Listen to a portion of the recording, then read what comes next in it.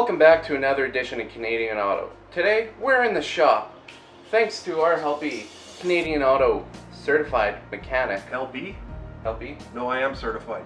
Not certified, I am certified. A certified helpy. Okay. Technical advisor. Whatever. So what are we fixing today? Well, we're dealing with a 2000 Dodge Ram, four-wheel drive. We have to replace the passenger front U-joint on the front axle. And while we're at it, before we do that, we're going to check the front end, make sure that there are no other loose components. Makes sense. So, in terms of the difficulty of this job, what are we looking at from a 1 to 10? You're looking at about an 8 on the scale of difficulty. Alright. I would not tackle this unless you've had experience with maybe, let's say, changing brakes, changing some front end components. If you've done that, then this will be a job that you can tackle at home on a weekend.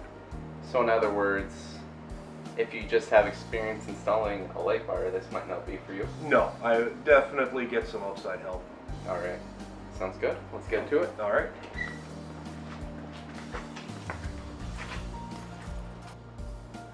Alright, Mr. Mechanic. So, now that we are looking under the front of the truck, what parts do we have to be looking at? Well, you want to concentrate mostly on the part that you feel might be worn, but for some of you that have never seen the underside of a vehicle, you may have heard some of the terms such as tie rod end, drag link, center link, control arms. Let's have a quick peek at what some of those things are. This particular vehicle has what's called a full floating front end, which means it has a differential, a complete full-size differential. It has a steering box. It has a pitman arm. So it has full-size steering components. No rack and pinion on this vehicle. No McPherson struts. This is shocks and yeah, this is a full-size front end. A lot of beefy parts on here, and also a lot more parts that can go wrong. So let's just kind of give you an idea of what some of the parts are that we're going to be inspecting. First of all, your pitman arm, which comes off your steering box. We're going to check for play in here and in here where it meets your tie rod end. What is a tie rod end? Well, this is a tie rod end right here. I don't know if you can see that with the camera. This is a tie rod end. This is a trying to move underneath here. That connects all the way down to the outer tie rod end. This is the passenger side outer tie rod end. This is the passenger side inner tie rod end. We have an adjustment turnbuckle right here, which we, for those that are doing the wheel alignment, you loosen these two screws, you turn this centerpiece, and that will cause your wheels to move in and out. We have a passenger side inner and outer tie rod end, so obviously we're going to have a driver's side tie rod end outer and tie rod end inner. We have a steering a stabilizer shock, and also a drag link. Now, some of you, if you have this 2000 Dodge and you get underneath, you look at these parts, you're going, boy, this sure looks familiar. It should. It's the same front end that's used on a lot of mid-90s to 2000 Jeeps. You'll find the exact same setup. Okay, so let's go ahead, let's jack this up, and let's get this ready to inspect the front end.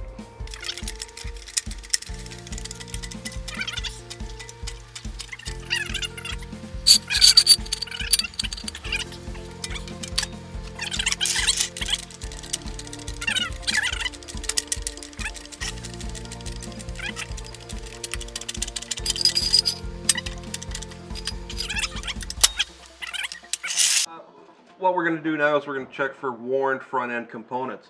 We're going to check the lower ball joint, the upper ball joint. We're going to check the tie rod end. We're going to check the passenger outer tie rod end to driver's outer tie rod end connection. And just take a look to see if there's anything leaking, anything broken. That's where a nice flashlight comes into play. Have a look at the springs, see if there's anything broken. Check your stabilizer bar Okay, it's your stabilizer bar here. Check your link kits. Okay, that's at the end of the bar. They call them link kits. Also, stabilizer bar bushings, which are right here. Make sure that nothing's falling out, nothing's missing, nothing's damaged. So what you need now at this point is you need a decent sized bar. You can use a breaker bar or some kind of anything for leverage. And let's begin looking at these components. There's three things we're going to check for. We're going to check for movement up and down in the ball joints. We're going to check for movement in and out in the ball joints. And then we're going to shake the wheel side to side, and that's going to check our tie rod ends. So let's take the bar underneath, and let's take a look at our ball joints. Yep. And we've got no movement in our ball joints up and down, which is a very good sign. Now we're going to grab the top and bottom of the wheel and shake in and out. Again, no movement in our tie rod end or in our ball joints, and that's very good. Now we're going to grab the wheel side to side. Oh. Okay, keep going. Just not so fast, not so hard. Okay, I hear the steering wheel knocking. Right now, we have no movement in our tie rod ends. And what I'm doing is I'm putting my hand over top, just if I see if I can feel anything. And we are good on the passenger side. So now we're going to go over and do the same on the driver's side. Okay, so we've done the we've done the passenger side. Now we're going to go over and do the exact same thing to the driver's side. So have your partner get the bar. Again, place the bar under the center of the wheel at the bottom and lift up. And we have zero movement in our ball joints. Very good sign. Grab the top and bottom of the wheel, move it in and out. Zero movement in our ball joints. Now we're going to go side to side. We're going to check the tie rod ends. No movement there.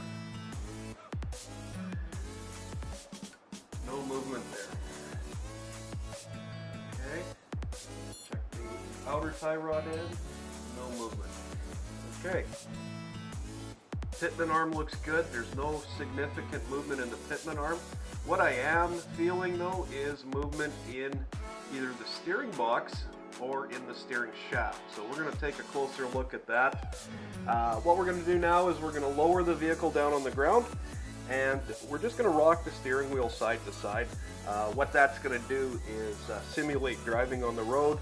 The weight of the vehicle will be on the ground. The weight of the front end will then be called loaded. It's going to be we're going to load up the front end by placing it on the ground, and then just gently rock the steering wheel and see if anything moves from there. Okay, we'll be back in a minute. All right, so far so good. Doesn't look like there's a lot of worn components in the front end, which is definitely a good sign. I did notice, however, that it's probably been a while since this thing's actually had lubrication in the front end components. So we're going to drag the grease gun out after we've done our major repair. And then we're just going to grease the front end just to make sure that everything stays lubricated and stays good. So what we're going to do now that we've got the front end loaded, we have the vehicle on the ground, we're going to get your partner to just rock the steering wheel back and forth. That will tell us if there's any problems with the drag link. So go ahead. Oh, steering wheel's locked. Hold on. Yeah, you might want to make sure that you unlock the steering wheel when you do this. Definitely is definitely an idea. You don't have to have it running. In fact, I would suggest not having it running. So go ahead.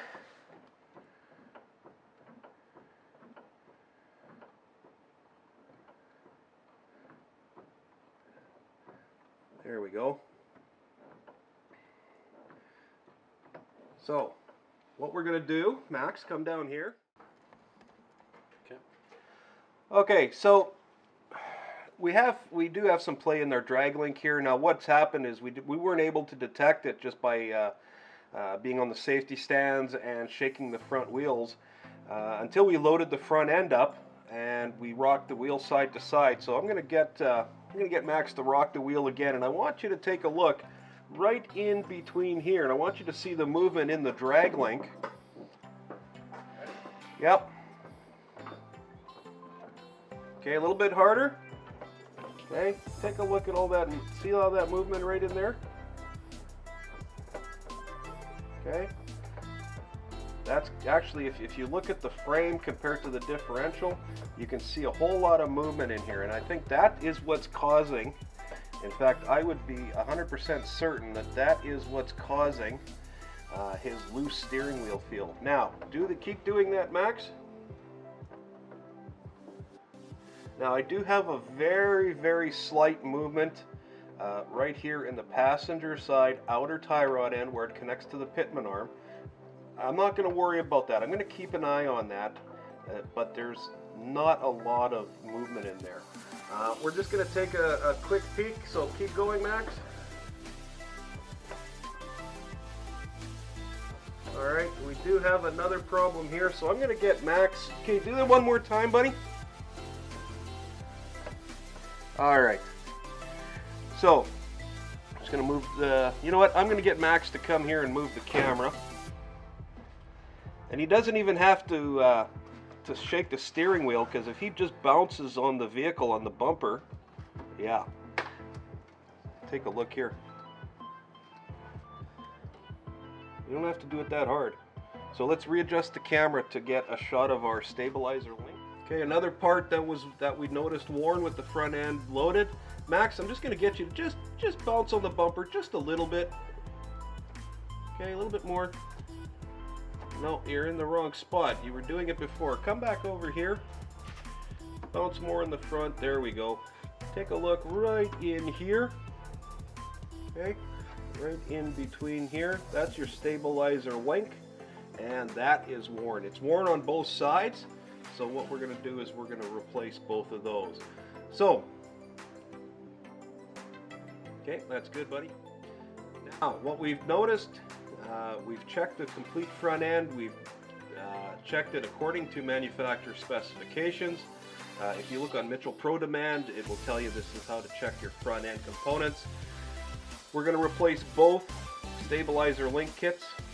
We're going to replace the drag link or center link on this vehicle, and then it should go for a front wheel alignment.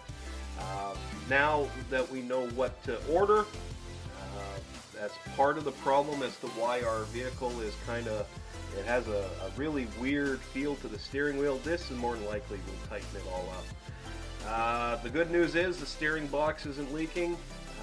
I do notice, however, that there is an axle seal on the driver's side, but we're not going to worry about that. That's just, we call that a seep.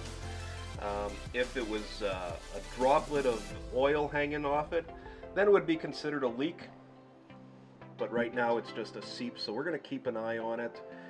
We're definitely going to replace these components. We may not do it today, but it's definitely on our list of things to replace. Now, let's take a look at the passenger side front U-joint. That's what this vehicle came in for, and that's what we're going to take a look and repair that right now. So we're going to get ready to take that axle apart. Stick around, more to come.